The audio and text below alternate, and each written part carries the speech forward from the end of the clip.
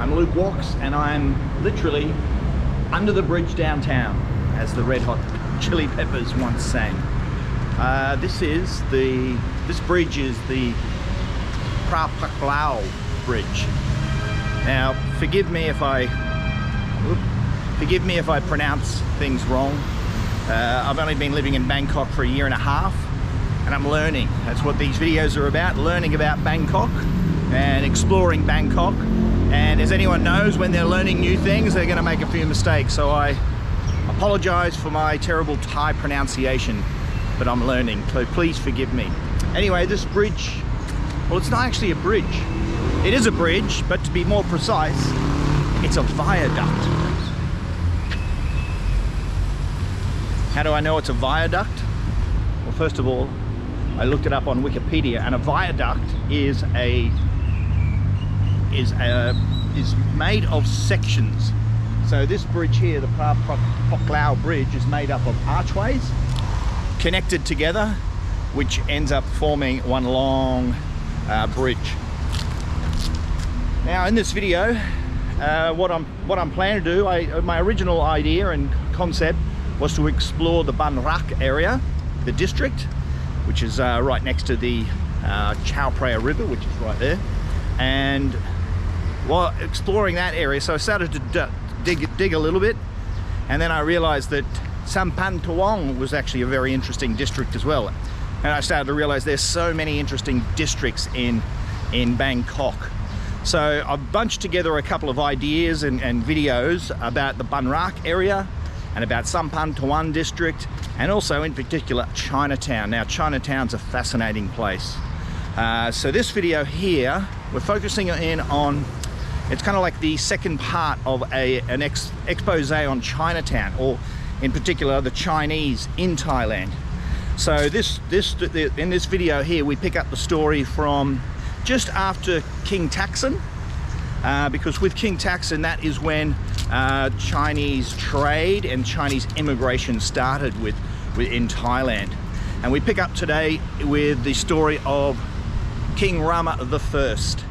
So King Rama I, he was the one who moved the capital from Thonburi, which is the other side of the Chao Phraya River, to this side of the river in the Rattanakosin area. So when he moved the capital to the Rattanakosin area, they had to push everybody out of this area, which included a lot of the Chinese. So the Chinese were pushed to the Sampangtawong district area, and then just south of that is the Bangrak area, where the Portuguese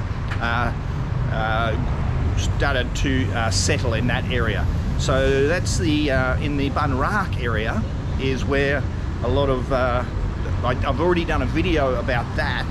That was my first of this series, and that's all about early colonialism, the colonial period in Bangkok. And that's where I've discussed and explored the Portuguese. I visited some significant places like that. So if you're interested in that, you can check out that video. Anyway, I am going to have a explore around this area and learn what I can about this side of town. So not only this area, but also I want to learn more about King Rama I. So I don't know too much about him, and I don't know too much about that area. So that's my quest for today, learning about the first King Rama I.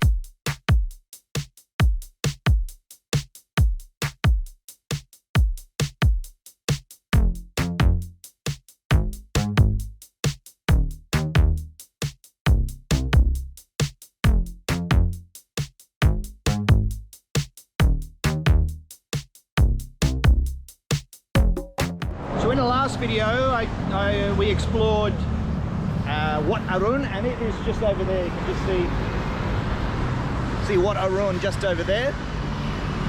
And we explored the Thonburi side and King Taksin, and how King Taksin rose to power and how he eventually got executed. So if you're interested in hearing about that story and learning about King Taksin and the Thonburi side and the early Chinese influence or the early Chinese arrival in Bangkok, then watch the last video and you'll learn all about it.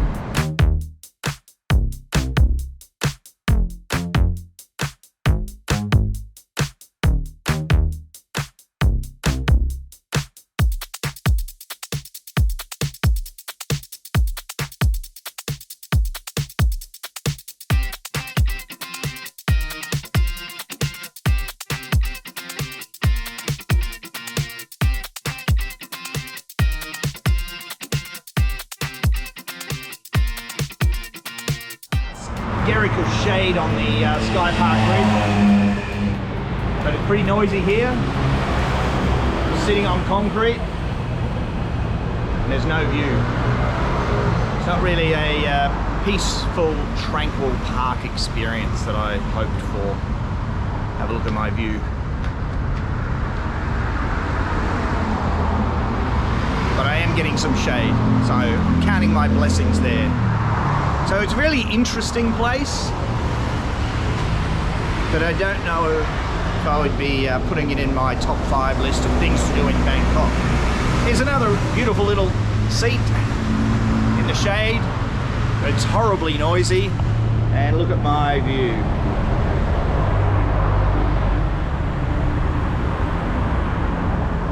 So as for from the design perspective, the user experience is not that magical here.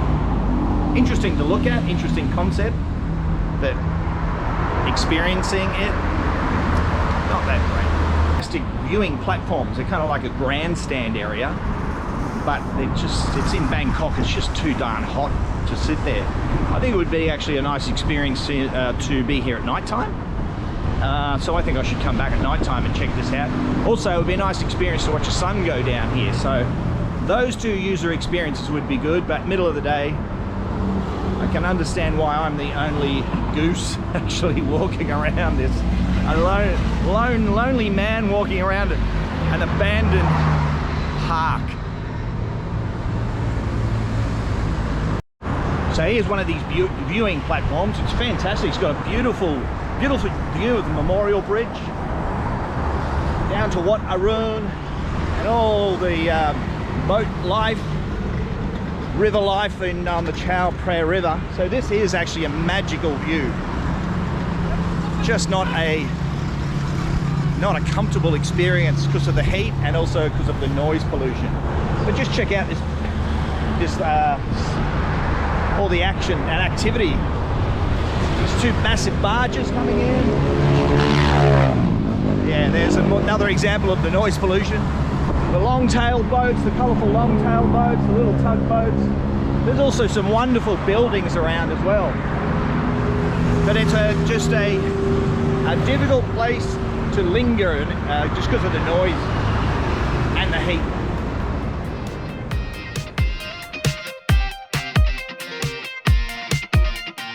I'll tell you more about this bridge and also the green bridge right next to it, the Memorial Bridge, but I'm just going to find a quieter place to do so. I just spotted a bird's nest.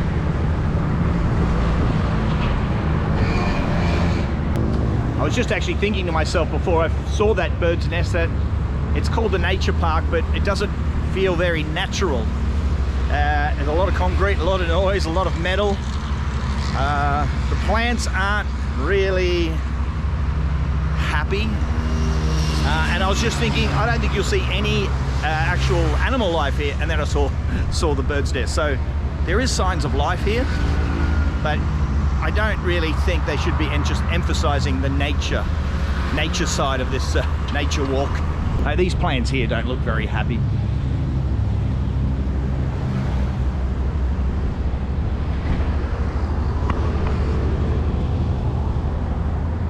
Here's a few more dead plants.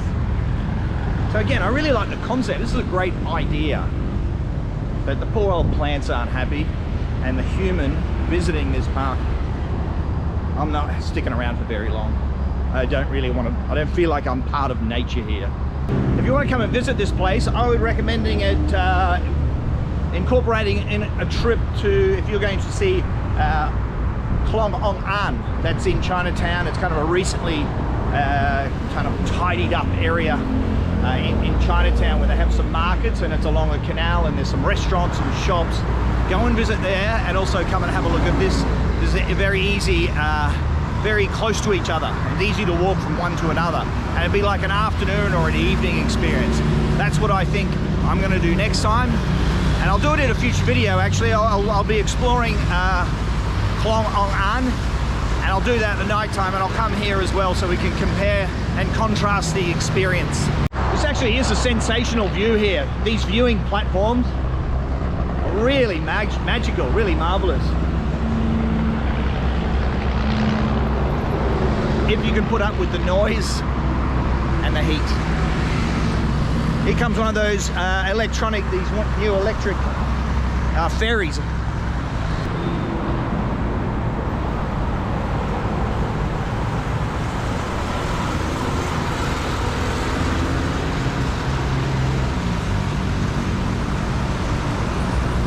Okay, time to get off this interesting bridge and learn more about King Rama I.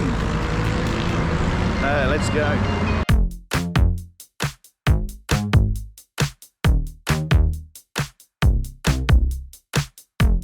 Actually, there's a park which is just at the entrance of that Sky Park Bridge, which is actually quite nice. Nice experience. It's cooler here.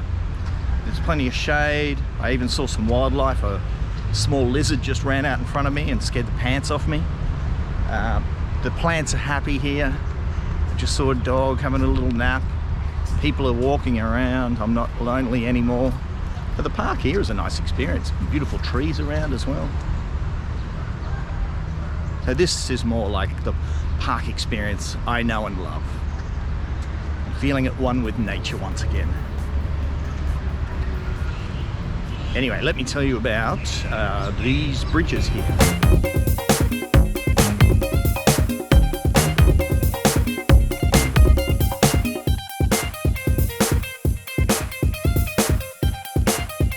Look at me having a little park experience here on my own in this nice little park. Should have brought my picnic blanket actually. Anyway, let me tell you about this bridge in the background. So behind me is the Phra Pok Klao Bridge. And it was built and opened in 1982, which was the 200th anniversary of Bangkok. Now, I learned a little bit about that when we did, and I learned a little bit about that when I was exploring Khao San Road recently, because Khao San Road, it was around 1982 where it became popular as well as a place for travelers, because for the 200th anniversary, hotel accommodations were quite scarce and hard to find. They were all filled up, particularly around that Lumpini Park and Sukhumvit area, and also in the Siloam area. So travellers were looking for were forced to find an alternative place to stay. So that's when that was around the time where in Khao San Road, guest houses started to open up more and to cater for all these travellers that were visiting in 1982 for the 200 year celebrations in Bangkok. Anyway, that was that year that this bridge here was opened. And now this bridge was opened because basically the green bridge, which is the memorial bridge, which we're going to have a closer look at in a moment, it was becoming way too busy, because as with most big cities, the traffic has over the years has just increased and increased and increased. So there was a need for another bridge because there was just too much traffic for the memorial bridge. So this one here was opened, and it was opened in 3 different parts. Now the 2 outside sections were for the outgoing traffic and the incoming traffic, and then the middle section was actually for a rail line. So about King Phra Pok Klao, he was King Rama VIII. No, he wasn't. Rama VII. So he was King Rama VII, and he's most famous because he's been the only king in the Chakri Dynasty, which is still going today. He's the only monarch to abdicate in the Chakri Dynasty. He is also the last absolute monarch. Now this is when the coup happened, and I've done a video about this when I talked about the Democracy Monument. So if you want to learn more about that change in Thai history, then you can check out my Democracy democracy monument video. I highly recommend it. So back to the bridge. So the central section of the bridge, so the outside two parts were for traffic, for cars, and the middle was created for an electric rail to go across. Now in 1990, a contract was signed and construction started on this rail. However, the company went bust, and so that project never actually eventuated. And so the central area was just left as a rotting corpse for many years, until recently. This is when this Sky Park was developed, and it was only opened in 2020. So the official name is the Chao Phraya Sky Park. I don't know why I was calling it the nature park before, but again, I'm learning. I'm sorry, I didn't mean to offend anyone. But it's called the Chao Phraya Sky Park, and it was officially opened on June the 25th, 2020. But that wasn't its original name. The original name was actually Phra Pok, which is also King Rama VII, Phra Pok Klao. I don't fully understand why. Actually, this is something I need to learn. The many names of the kings. Also, I need to really work on my pronunciation.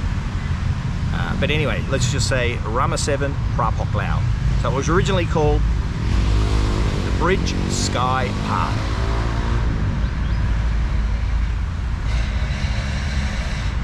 The design of the really cool, it was actually a very well designed. It's just the user experience in the middle of the day, which is not the best. But it's actually really interesting. The views are magical, and I love all the shapes and things like that. The views, the grandstand style platform seating where you can look down the river. It is really nice, and the kind of there's a lot of curves as well. So it's kind of like emulates rolling hills. Okay, so a little bit of I didn't originally come here just to see this wonderful sky park. I'm actually here to learn more about King Rama I. Last video we explored the life and times of King Taksin, who was quite instrumental in opening up immigration, but also trade with China. He also he was the one that relocated the capital from Ayutthaya to Bangkok, which is called Bangkok today, and he was originally on the Thonburi side, which is the other side of the river. King Rama I, he was the one who moved the capital to this side of the river, and this is when Chinatown emerged as well. So this video, I want to learn a little bit more about King Rama I, and also where it fits into the picture, how Chinatown fits into the picture. So I do believe just over here, the Memorial Bridge, there's actually a monument for King Rama I. So let's go and have a look at that, and I'll see what I can learn, and I'll share with you all.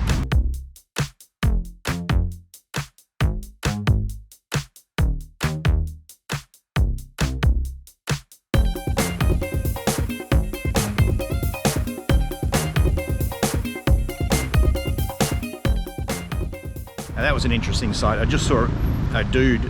It's quite a busy road. The traffic that comes off the Phra Pok Klao Bridge is pretty heavy, lots and lots of traffic. Anyway, there was a guy doing a pee, and he was doing a pee with his genitalia facing towards the oncoming traffic. If I ever needed to do a, what do you call, shoot the rabbit, I usually point my private parts away from the people. This guy was pointing his whiz to the traffic. Maybe he was, anyway, I'm not going to think about it too much.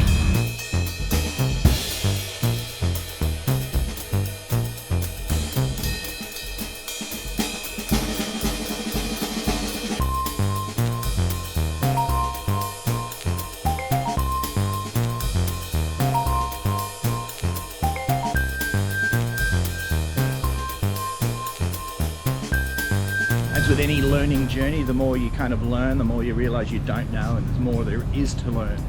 Now, in a previous video, I saw some ladies' kind of wedding costumes that were stuck up in various places around Lumpini Park, and I was like, you know what, that's so interesting to me. I've got no idea what's going on. So I asked my wife, and she started talking to me about the different spirits, the spirit houses, spirits of trees, and the connection between that and also getting married.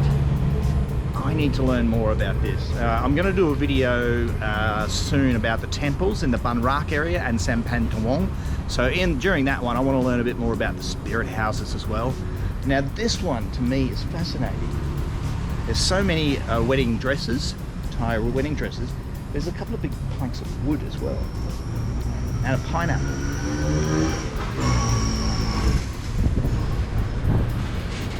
But that, I need to learn about that. That's interesting. It's probably more interesting than a guy doing a pee on the side of the road.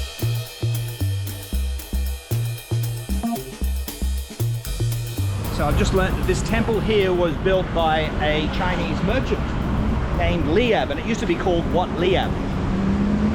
And it was built during the Ayutthaya period. Now I'm going to do a video in the future about the temples around this area.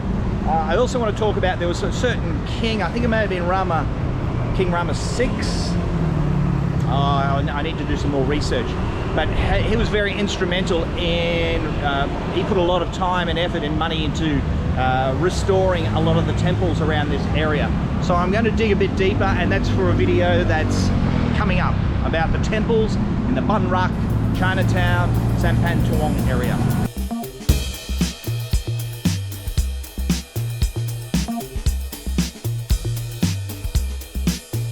So I've made it to King Rama I. There's a massive statue dedicated to King Rama I. And actually, just recently, there were some big celebrations here.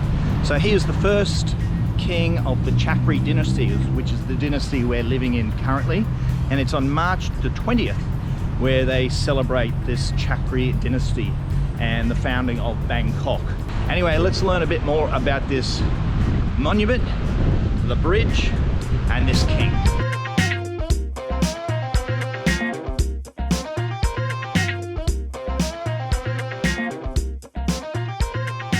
So of all the monuments I've seen in Thailand, this is one of the most impressive ones. First of all, the sheer size of it. It's huge. It's the biggest one I've seen in Bangkok and Chiang Mai and all of Thailand, actually. It's the biggest statue, so physically it's massive. But I love the position as well. Sitting on the throne, looking out towards the temple. Serious look on his face. The shoes, the costume, you know, the royal clothing, but also this impressive park as well. It's a huge park here, and walking up towards this statue is really impressive. I recommend, if you get a chance, come and have a look at this fantastic statue of King Rama I. Really impressive. You know, it's one thing to look at statues on websites and in like books and stuff, but when you actually physically get up close to these kind of places, that sometimes they're just so striking. Look at the beautiful background behind, the gold leaf which is behind the monument as well. It's fantastic, and the intricate details of the throne. There's the Garudas, which are on the sides and the corners as well, and the Naga-like figure, which is for the armrest, and the hat. I'm really impressed with this. This is fantastic. From a cinematic experience, the sun's kind of maybe it's in the right or wrong place, but I'd actually like to see this statue at different times of the day as well, but even at night time. So when I come back to visit the Chao Phraya Sky Park and Khlong Ong Ang in the night time, I'll come back here as well, because I'll be curious to see how it's lit up at night time. This striking and powerful monument here, I reckon it would look fantastic in the night. Anyway, just behind this monument, you can probably just see some of the pillars, is the memorial bridge. That's the green metal bridge, which I'm going to talk about in a moment and go and have a closer look.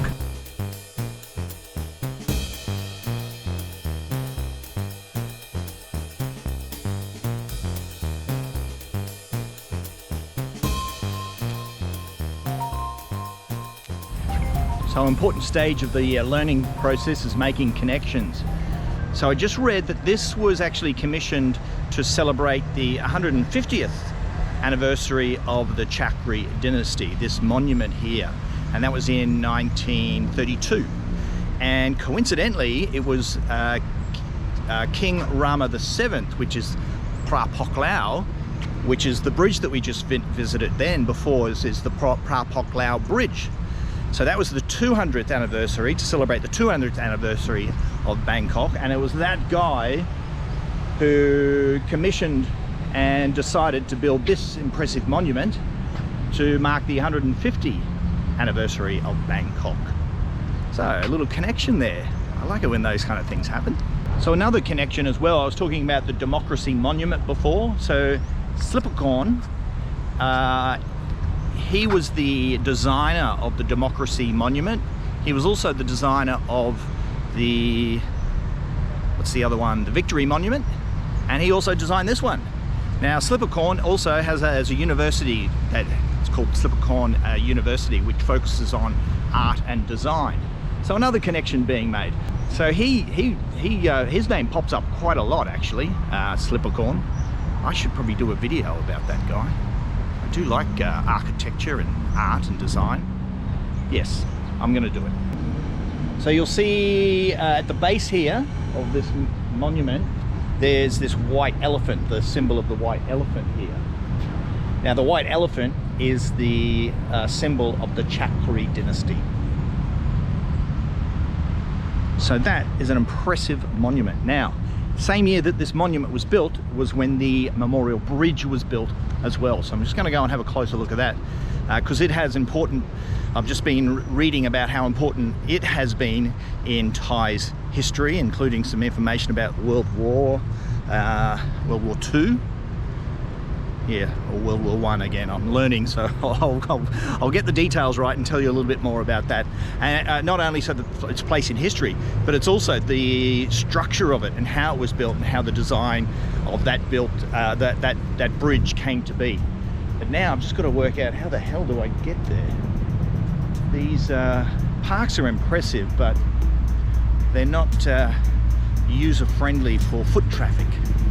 So I might have to jump a few fences and dash across a few busy roads, so wish me luck.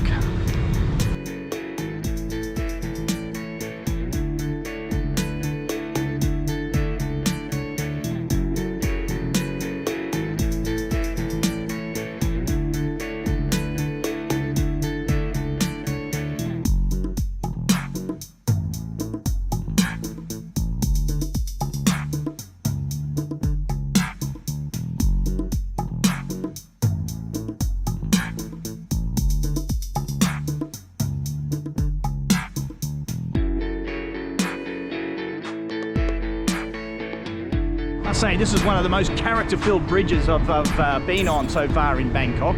Not only that, it's got a pretty good story behind it all. So right now I'm standing right in the middle section here, which was actually used to be an open section, and it was a bridge that would open up. So the pivot points, the swivel points, or the hinges were just a little bit further down. I'll show them. But right here where I'm standing would be the place where the bridge opened up. So the barges and the naval ships could actually cruise on up and down the Chao Phraya River. And you can also see this was the Chao Phraya Sky Park that I just visited. And that's the Sky Park is the middle, and the outer two sections are known as the Phra Pok Klao Bridge. And then if you, just to get your bearings, down that way is Khlong Ong Ang and Chinatown. And then just at the end of the bridge is the King Rama I memorial, the statue. And this bridge is called the Memorial Bridge, and it was constructed in 1932.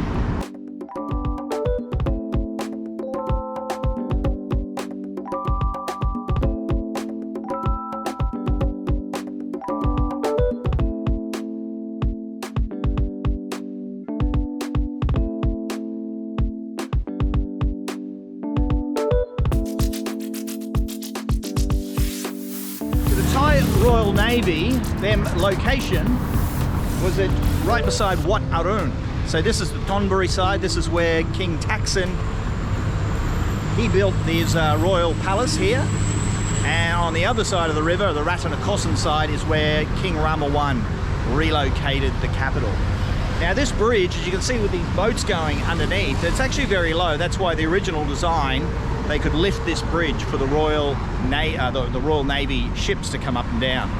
So when they eventually closed this permanently, it was around the same time that they shifted the Navy to Sampangtawong district. Now the height of this bridge actually is problematic even today, because when there's king tides or when there's floods, boats can't, some of the larger boats cannot actually fit under this bridge. So they closed it permanently, and it has been a bit of a problem. It has posed some significant problems to the boats going back and forth in this bridge. But that's progressed. Anyway, we're right here. This is what we'd call, I guess, the pivot point, the hinge, is where the drawbridge used to lift up, right here.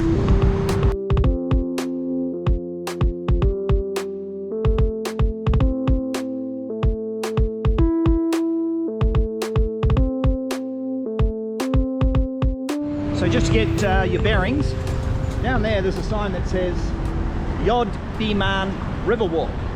Now if you sneak down that little path there, the Chao Phraya River is right there. I'm standing on the Memorial Bridge at the moment.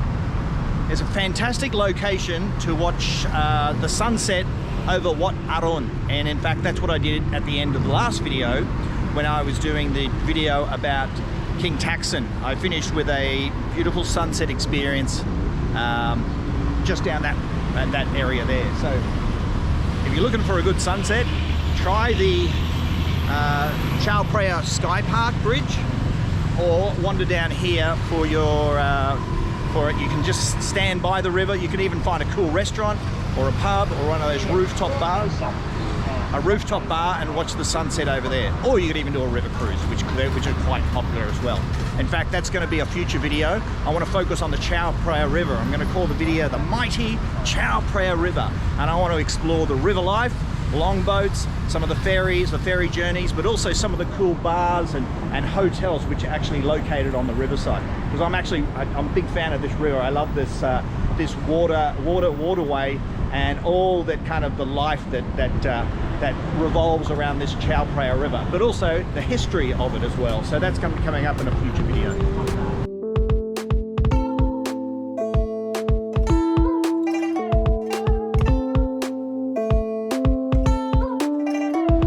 Bangkok and you look at the things to do, jump on the Chao Phraya River, one of the ferries, and catch it to N6. It's the Memorial Bridge pier, and from here you can access the Chao Phraya Sky Park Bridge. You can also see this magnificent Memorial Bridge. You can also see the King Rama I Memorial. You can also, it's an easy walk to Khlong Ong Ang in Chinatown, and it's also a beautiful place to watch the sunset at Wat Arun. So that's my travel tips with Luke.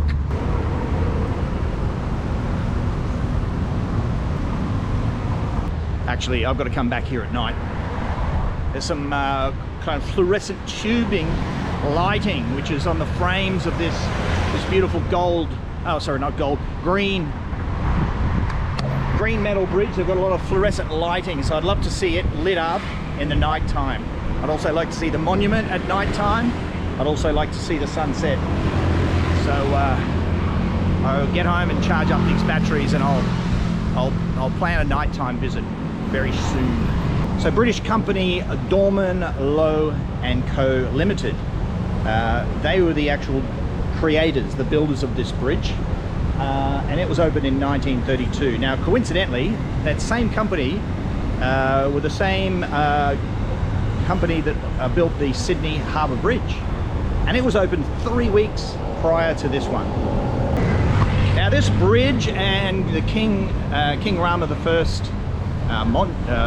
statue, what you can't quite see from here, I probably need to invest in a drone to really show you this, but the bridge The overall design, if you're looking from the bird's eye view, you'll see that the park down here where the memorial is, the road actually kind of branches out around it. And then the other end, it's the pointy end. Now the overall shape was actually designed to look like an arrow. So there was the arrowhead and the tonpuri side, and where the memorial statue was the tail of the arrow, where where it flares out.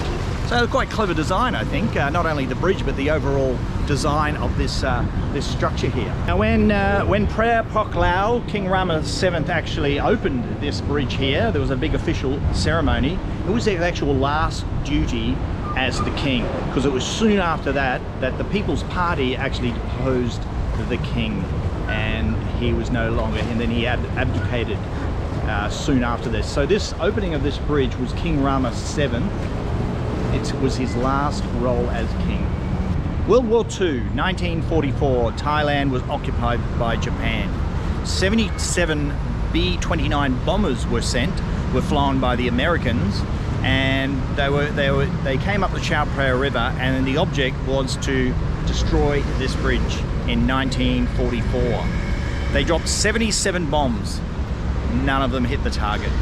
Coincidentally, however, they were 2 kilometers off target, and what they did actually hit was a Japanese hospital, a Japanese soldier hospital, but also a Japanese secret police headquarters.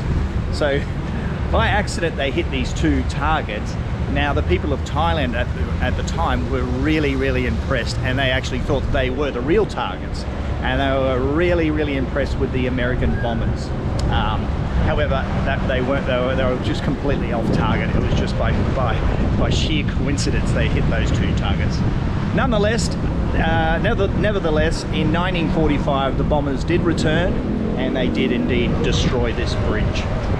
4 years later, it took 4 years after the destruction of this bridge by those B-29 bombers, that the bridge was actually rebuilt and once again opened again. Now the opening party, from what I read, the opening ceremony was indeed a party, because what happened when they had the opening ceremony, they pushed the button, the drawbridges came down, and then aeroplanes flew overhead and dropped thousands and thousands of flowers. And what I read was the party continued into the night in true Thai fashion. In 1949, the Bangkok Post wrote this: "Thousands gathered at the approaches to the bridge to witness the fanfare. Prince Rangsit pressed the button, causing the center parts of the bridge to swing into the closed position. As planes flew overhead, dropping flowers, the party continued into the night." I like the sound of that.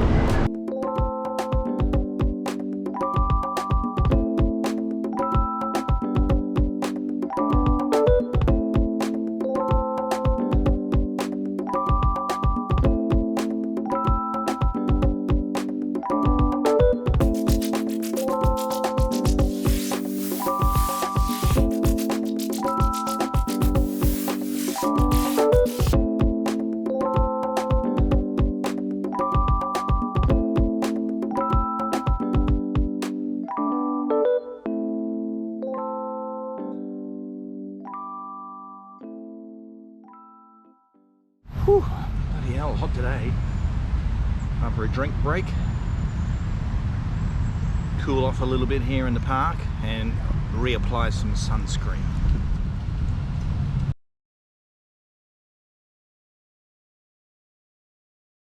Wow. There's a crazy grasshopper here. Let's see if I can capture him. Not capture him on film.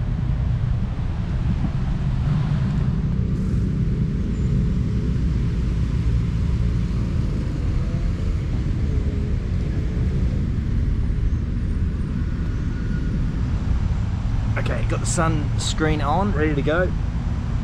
And I just realized while I was sitting here at this park, I'm actually right next to,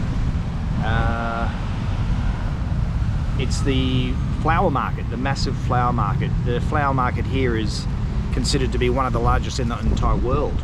So I'm going to do a market tour video, all the markets around the Sampangtawong area. If we're very strict on the district boundaries, the flower market is actually not in the Sampangtawong area, it's north of that. So I'll see whether I've got room for it in the video. If not, it will be in a future video, the flower market, because it's really impressive. More impressive at night time, so I'll capture a little bit of footage as I'm walking around, but it deserves probably a video on its own, because it's an amazing place, that flower market. So it's all within this same area of the Memorial Bridge and the Rama I monument. Whenever I sit in a public park, I do have a look around, make sure actually have a bit of a sniff to make sure no one's done a pee. I'm always a bit wary of that, particularly after seeing that dude taking a leak just before. But this nice little spot here passed the smell test. And coincidentally, I looked up and there's some beautiful yellow trees. Sorry, not yellow trees, but trees with these beautiful yellow flowers that are in bloom at the moment. So I had a quick look up on Google as to what these flowers were, and they're called the cassia fistula, and really quite striking, really nice. They're all around this King Rama I park. So they're also known as the scrambled egg tree, and they're very common in Asia, Southeast Asia. Also known as the golden shower, the golden shower tree. So I'm sitting beneath a golden shower. Speaking of urination.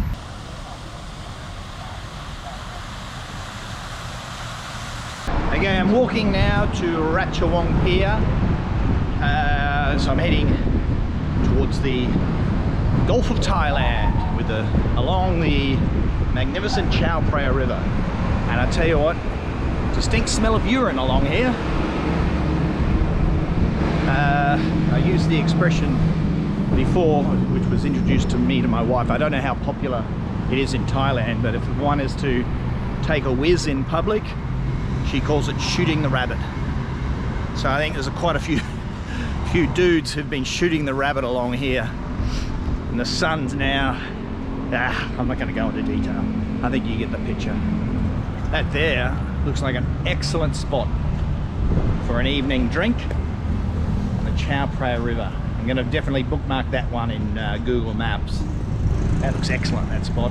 I could do the Ong Ang in the evening. I could come and look, watch the sunset, either from here or from the Chao Sky Park Bridge. You could even catch one of the boats, the long-tail boats coming down here now. Or we've got the new electric ferry, which is just emerging now from under the Phra Pok Klao Bridge. Yeah, it's a good spot. I'm coming back here in the night time. So as I mentioned earlier, I am right here on the border of the Rattanakon district and the Sampangtawong district. So I'm actually thinking, like, this series now that I'm doing, my plan is to focus on the Bangrak district and the Sampangtawong district and talk about history, but also what it is today, but even think about what's it going to become in the future as well. So I'm doing this whole season 2 is focusing on those two districts. Season 3 at this stage, I'm actually thinking about doing the Rattanakon. Oh, it's cool bike. Rattanakon district, because that is all that's got a lot. That's a lot jam-packed into the Rattanakon district, including the Grand Temple, museums, the giant swing, Khao San Road. So that, at this point in time, I'm thinking will be the next season of Luke's Walks, like season 3 Bangkok video. So I've got that rattling around in the back of my mind. So that flower market, that would fit into that season 2 video series. So that's something to look forward to in the future.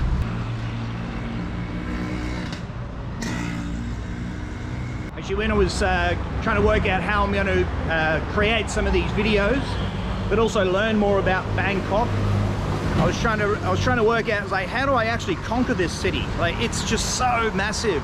Bangkok has so much in.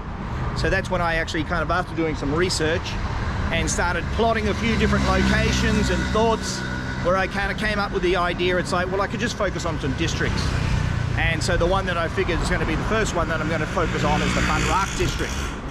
Because that really, I can really tap into some of that history from the Chakri Dynasty, the colonial period, right up to today. So that was the thought process of this season number 2 of the Luke Walks journey.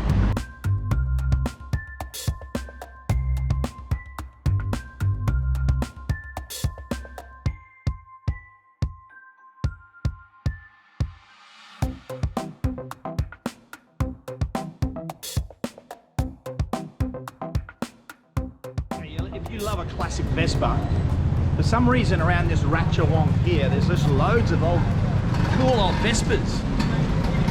And they're the delivery guys around here. So this is like right next to the Chao River. If you love old architecture, interesting old buildings, and cool old Vespas that are still in use, then come to Ratchaworawihan Pier area.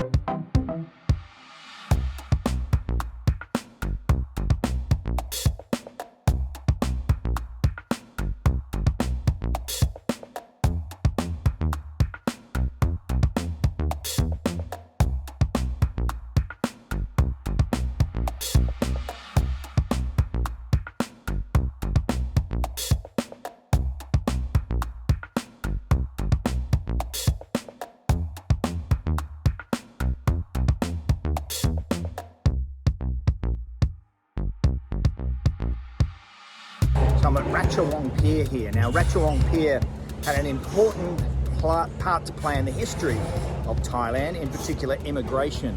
So it was this Ratchaworawihan Pier, which is at the end of Ratchaworawihan Road, which is gained access to Yaowarat Market, Chinatown. This is where people and goods used to be transported. So from the town, from Chinatown area, the goods would be transported to this pier, Ratchaworawihan Pier, and then out in the middle of the river there'd be big cargo ships. So this would be the place where they could access those big cargo ships.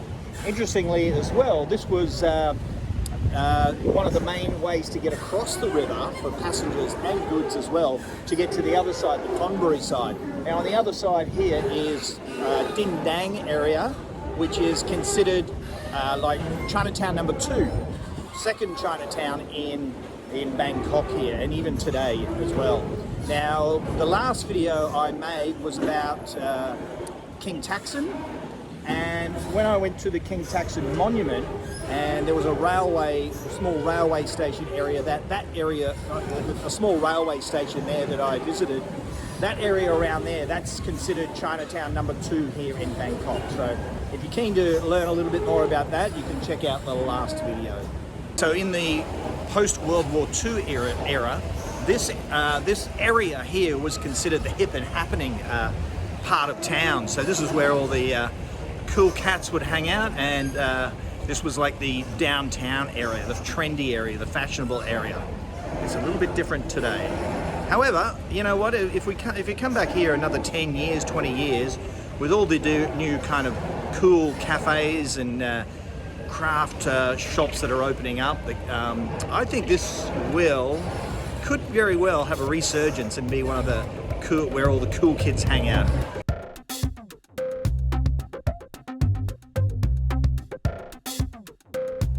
So here's a example of what it was like back in the King Rama I, King Rama II days, with the access from Ratchaworawihan Pier going across the Chao Phraya River to the Dindang area over there.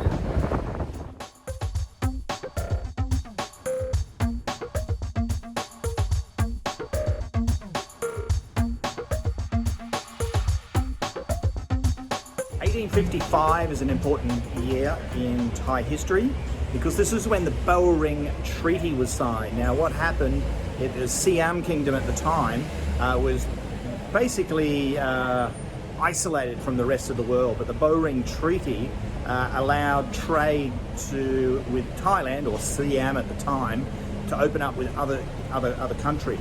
So there was a significant change in 1855 when this treaty was signed, and it brought Siam out of isolation. Now the Ratchawong pier, which is just behind me, became a really busy and important pier because there were some of the Chinese tycoons in the Sampang area. This gave them access to the river and gave them access to steamships and access then to other countries. So opened up trade immensely during this period of time, and also exactly here at this location. It was also at this time that the time when the steamship started replacing the Chinese junk. So that means passengers, Bangkok then had access to Hong Kong and also to places like Singapore. So a lot of trade opened up at this time, plus a lot of immigration as well. So this was such a busy area during that period of time. And then Sampang, the Sampang market, was a really key location in history at this time as well.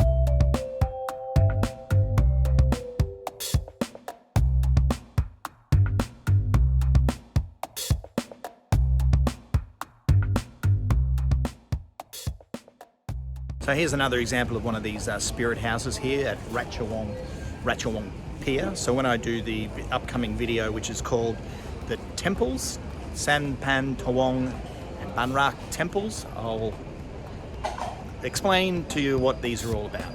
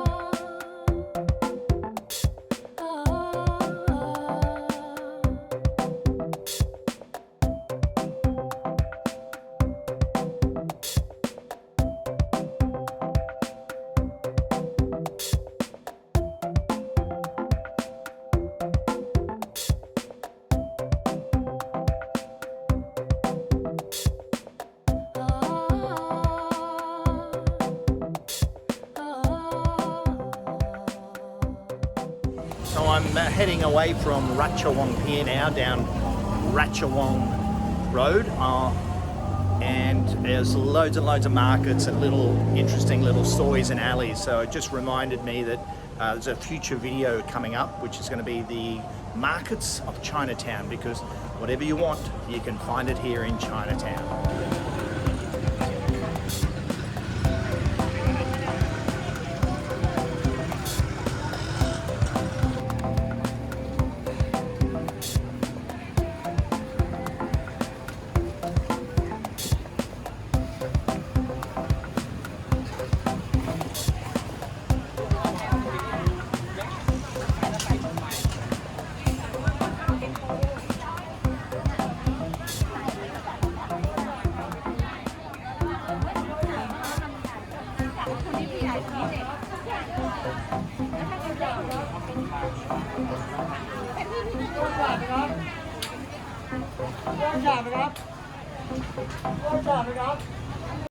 Chinatown is also world famous for its food and dining. In fact, there's a lot of Michelin stars have been awarded to street food vendors in the Chinatown area. So there's going to be a video coming up, a future video of the food, like a food tour of Chinatown. So that's coming up. 1910 was the year that Dr. Sun Yat-sen visited Bangkok, in particular this very street here. And this street here is nicknamed Soi Sun Yat-sen. And it was in the 1910s that there was a growing Chinese nationalism spirit growing. Dr. Sun Yat-sen is known as the father of the Chinese Republic. So when he visited here in 1910, it was a very significant turning point in the history of not only in China but also here in Thailand as well. So this was the period of King Taksin, King Rama I and King Rama II, that this growth and explosion of the Chinese population here in Thailand significantly grew, and the Chinese nationalists, the Chinese national spirit was also growing immensely. So parking attendants love their whistles here in Thailand. Absolutely love them. Why was Dr. Sun Yat-sen visiting Thailand? He was on a quest. He was doing a tour, visiting a lot of different places, not just here but in Bangkok. But he was trying to get some funding to fund the Chinese Revolution. In 2004, that was a significant... the parking guy's at it again. 2004 was a significant time because that marked the 222nd anniversary of Chinatown here in Bangkok. And it was at this occasion, during the Chinese New Year in 2004, that this street was renamed Soi Sun Yat-sen and changed its name from its previous name, which is Soi Phalittaphon. So the name of this Soi was previously known as Soi Phalittaphon. I'm probably saying that wrong and somebody's going to tell me. Don't forget, I am new to Bangkok and I'm trying very hard. So please go easy on me. But if you're looking for Soi Yat-sen, Google Maps, it won't pop up, so you've got to look for it in its original name. So they haven't changed the street signs here yet as well. Just discovered so many cool Vespas at Chinatown. I've got a little bit distracted, but it's reminded me of a video there's an event on it 1st of May. Made a video about it, which is like a scooter classic. They have it once a year at Srinakaran Thai market. So it's an event where they have burnout competitions, they have competitions about the best mods and the best classics as well, and all sorts of competitions. So if you like Vespas as much as I do, that video is going to be for you. So I'll share that with you all very soon. But it's so cool. Never seen so many cool Vespas before in my life. Love them.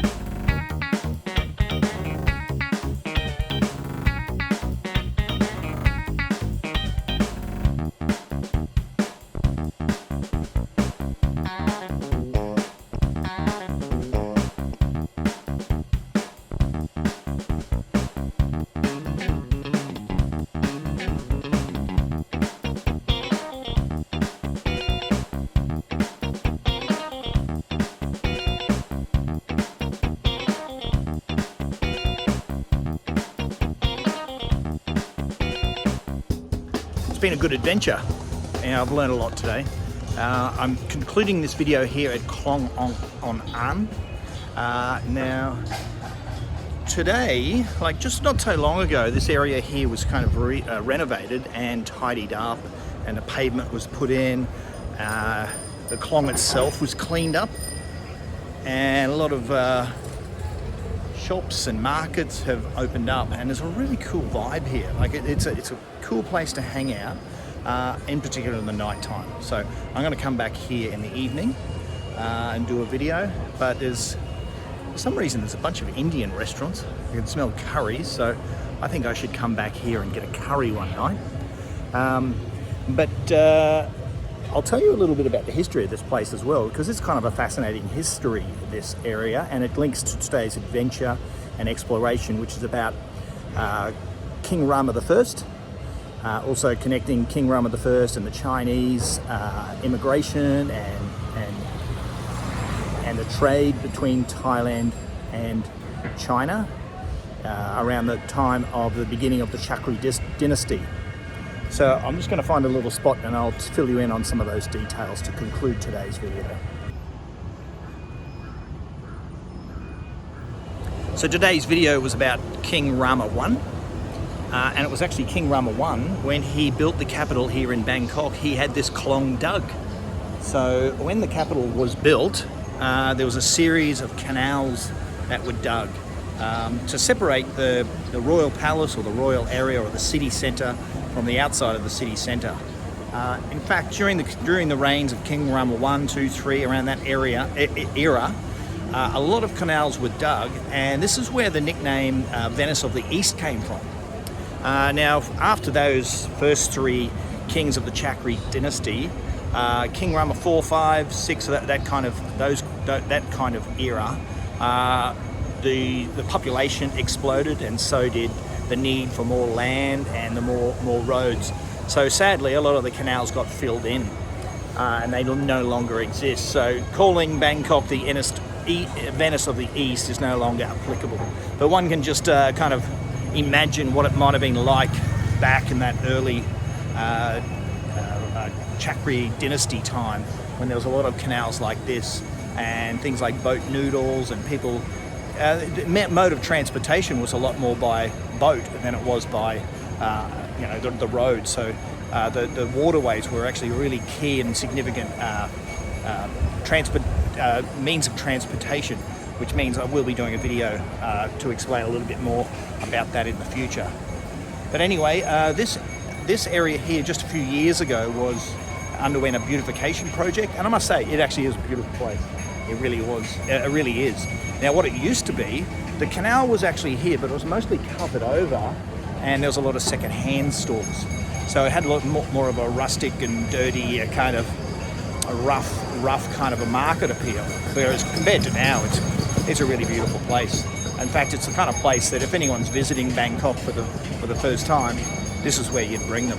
It's a really nice place, and then you can actually, from here, you can access a few other key sites around the city here. But this is Khlong Ong Ang, and I give it a thumbs up.